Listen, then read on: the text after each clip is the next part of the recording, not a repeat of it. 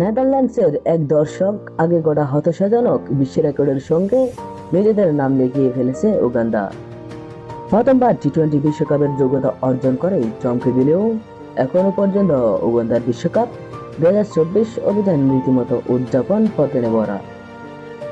তাদের performance graph একবার উপরে উঠে তো পরক্ষণেই অথলে নেমে যায়। বিশ্বকাপের প্রথম ম্যাচেই আফগানিস্তানের কাছে মাত্র 58 রানে অল আউট হয়ে যায় উগান্ডা। তবে পরের ম্যাচে পাপুয়া নিউগিনিকে হারিয়েই উগান্ডা বিশ্বকাপের ইতিহাসে নিজেদের প্রথম ম্যাচের জয়ের মুখ দেখে।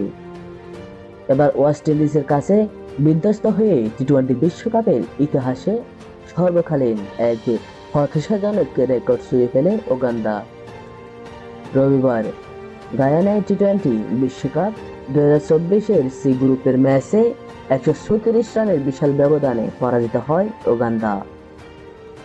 বিশ্বকাপে সব থেকে বড় ব্যবধানে ম্যাচ হারার হতাশাজনক রেকর্ড থেকে অল্পের জন্য বেঁচে যায় তারা।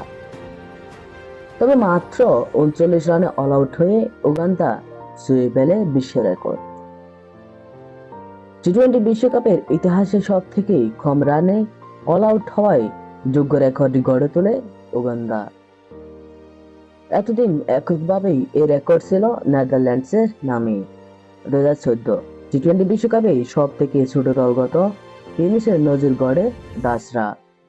তারা সেবার চট্টগ্রামের শ্রীলঙ্কার বিরুদ্ধেই শুরুতে ব্যাট করতে নেমে 10 ওভার 3 বলে মাত্র 39 রানে অল আউট হয়ে যায়।